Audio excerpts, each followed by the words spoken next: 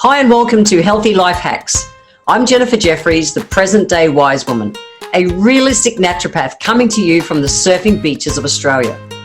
This podcast is for those of you who are wanting to really rock your life and health and live from a place of prevention. Let's get into today's episode.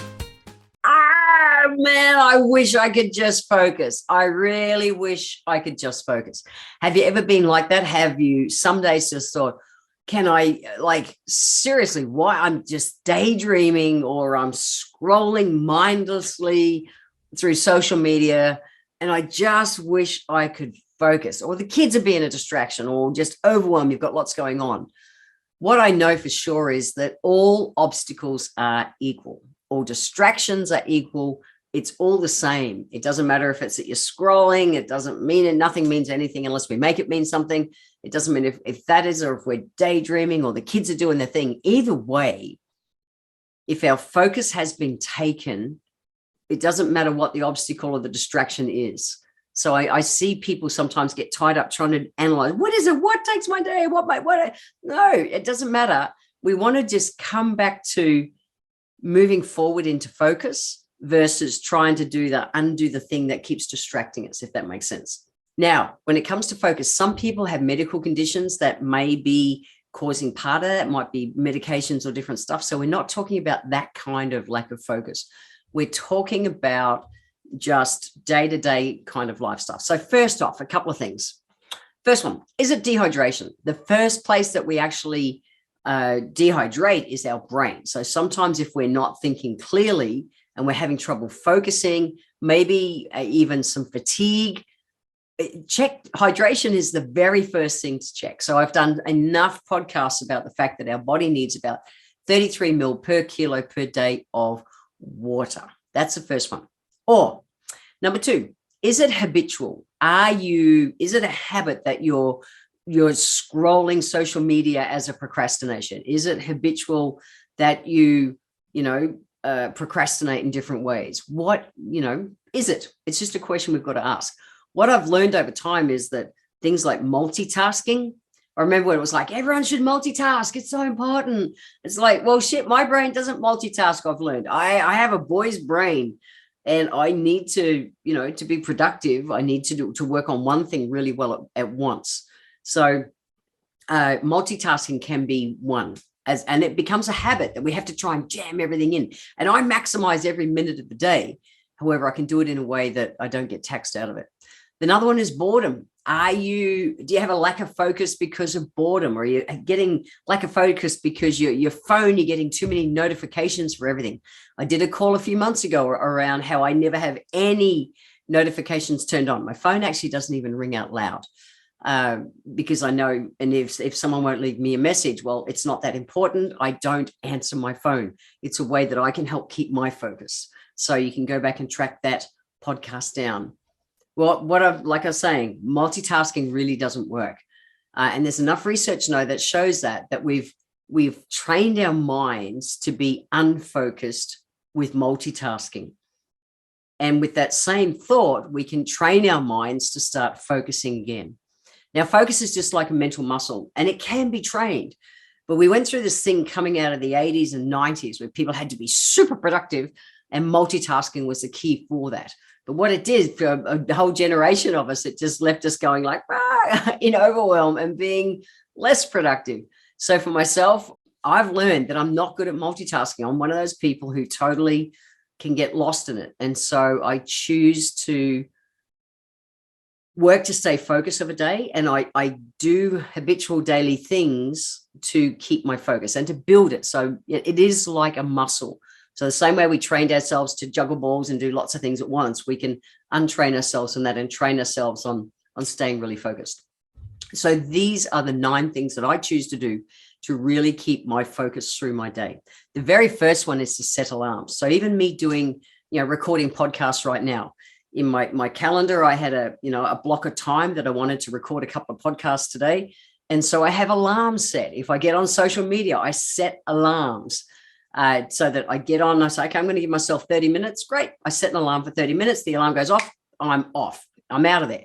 Whether I'm on conference calls or whether I've got calls coming up, I set alarms when I've got booked calls coming up, because then I don't have to think about stuff. It's just my brain is clear to focus on whatever I am, because I know when the next task I need to do is due, an alarm will come up, and I'm just more focused. The second one that I focus on to help my focusing skills I talked about was multitasking. I reduced my multitasking, and you might be challenged with that at first. You think, but I'm so busy already, I have to just do all this stuff. I promise you will be more productive if you focus on doing one thing at once. You will. Number 3, brain dump. I talk about brain dumping in so many of my podcasts, but brain dump, get stuff onto lists, whether you're a person who uses technology for your lists. Me, I'm old school, bits of paper, whatever works for you, get it out of your brain. Then your brain is clear to work on whatever it is you're working on. Number 4 is to manage stress. Because if we've got stuff going in the back of our brain, worrying about this and worrying about that, that's not going to help you. So this is where we want to start having adaptogen herbs. And I'll put in the show notes a couple of links to a couple of my podcasts about adaptogens. Adaptogens are a class of herbs that help our body adapt to stress. We can't make stress go away, but we can sure help clear our brains so that we're not overwhelmed by it. Number 5 is to defrag your brain. So you want to defrag your mind, defrag your brain. What is it? What do you do? I walk my gardens. I work from home and have for decades. I walk my garden. I get out into nature. I'll walk out and have a chat to my plants every hour to an hour and a half, 5-10 minutes. And it's a little defrag. I surf every morning because it totally is like whoop, wipes everything clean, and I'm off and going again. So you want to do whatever it is. Some people go for a walk. It might be, play with the kids. It might be a 5-minute read a book. Whatever it is, we want to do something to downtime and defrag your mind. That clear it out so you can come back to focus. Number 6 is to channel the energy. Exercise or even movement. So even when I'm working, I'm at a stand-up desk because I know my mind focuses better when I'm standing up. I'll sit down periodically, absolutely. But the majority of the day, I actually stand up, and I'm on, rubber mats so that my spine, everything is supported being standing. But you want to move the energy. So whether it's exercise or go for a walk to clear your mind and come back to focus, or someone like me, I'll really like to stand when I work. See what are you? What do you need to do to move that energy? Number 7 is become the queen of sleep, or the king of sleep, whatever you want to be. Sleep is so important. There's no way you can focus through the day if you've not had a good sleep the night before. So I'll put a link in the show notes to my podcasts that I've done on sleep, and you can check them out. I won't go through all that again here today, but sleep is my number 1 discipline in life because I know the importance of it for my sanity, physical and emotional sanity, but also my productivity. Number 8 is meditation. Now, your breath keeps you present. Meditating is so important, whether you do like the Buddhist walking meditations, whether you do chanting, or whether you're the person who sits still. Even, 1, 2, 3, 4 minutes is as effective for some people as 30 minutes. It's not I have to meditate for 30 minutes and then be stressed about doing it. Meditating means to do one thing at once. One thing at once. So bring that in as a practice is so important. And then number 9 is to drink water. I mentioned how we've got to drink water. We've got to keep our brain hydrated, or otherwise there's no way that it's going to even think about being able to focus. As soon as you see yourself or you feel yourself starting to lose that focus, first thing you want to do is have a drink of water.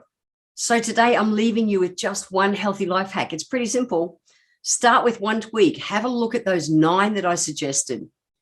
See which one you can build on this week to create a new life of habits that are working for you to have a better focus through your day. Don't try and do them all at once. Please don't. That's multitasking at its worst. I see people go, I want it all now. Don't. Human nature is we say that, then we do it, we screw it up, and we go, I can't do it. I would rather set you up for success. Focus on one this week and then build on that the next week. Bring new things in and bring them in as a habit. We want longevity in anything that you're doing in life, not do it, screw up, and then give yourself a hard time and stop. That doesn't move you forward in life.